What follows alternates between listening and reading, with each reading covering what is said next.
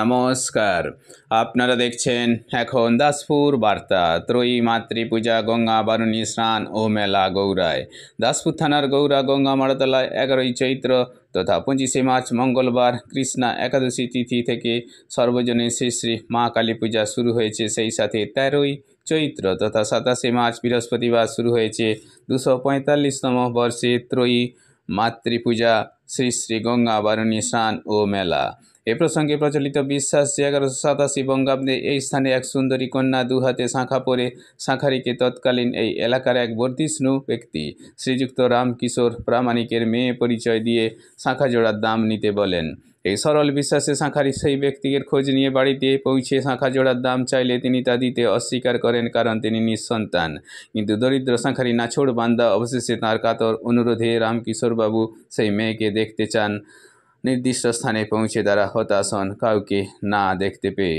কিন্তু ঠকবাজ অপমানে আহত শাঁখারি বলেন, ওই দেখুন, ওই পলসপাই জলের খালে সেই মেয়ে যার 2 হাতের শাঁখা আমি দিয়েছিলাম, ওই আপনাকে বাবা পরিচয় দিয়ে দাম নিতে বলেছিল।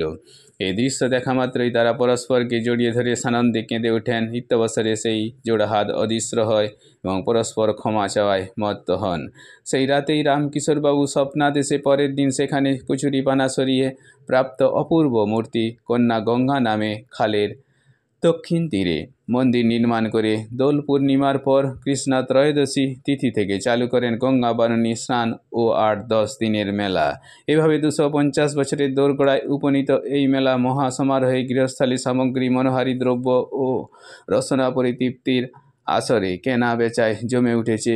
বংশ পরম্পরায় এই গঙ্গা পূজার রয়েছেন চক্রবর্তী পরিবার। সামগ্রিক এই পুজো ও মেলার পরিচালনায় রয়েছে শ্রী শ্রী কালী পূজা ও গঙ্গা বারুণী মেলা কমিটি। গৌড়া গঙ্গা মাড়াতলা থেকে শ্রীকান্ত কদমের সৌজন্যে রিপোর্টে Shyamsundar Dolui. Like and follow with subscribe এখন দাসপুর বার্তায়। দাসপুর বার্তায় যুক্ত হন, আলোর পথে এগিয়ে চলুন।